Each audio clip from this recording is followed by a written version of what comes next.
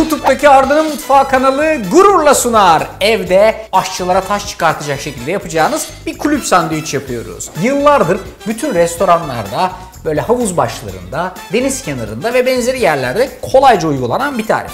İlk yapmamız gereken 3 tane tost ekmeğinin her iki tarafını da tereyağla buluşturduktan sonra böyle bir geniş tavanın üzerinde biraz renk almasını sağlamak. Diğer tarafta bunun içerisine süreceğimiz küçük karışımı yapacağız. 1 tatlı kaşığı kadar yoğurt, 1 tatlı kaşığı mayonez, 1 tatlı kaşığı hardal.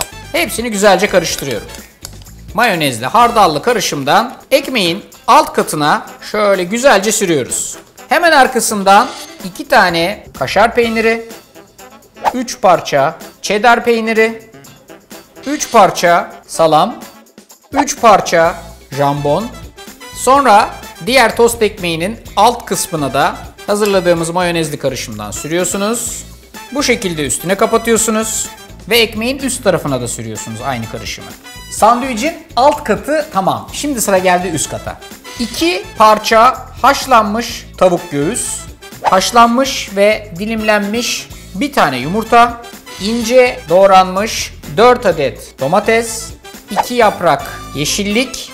Üzerine kapatacağımız ekmeğin iç kısmına da kalan sosu iyice sürdükten sonra sandviçimizin son dokunuşlarını yapıyoruz. Aslına bakarsanız sandviçimiz hazır. Fakat kulüp sandviçin özelliği böyle üçgen kesilerek servis edilmesidir. O yüzden şöyle uzun bir çubuk alıyorum. Uç tarafına ben turşu sapladım. Eğer isterseniz yeşil zeytin de acayip güzel gider ve çubuğu dibine kadar bastırıyorum.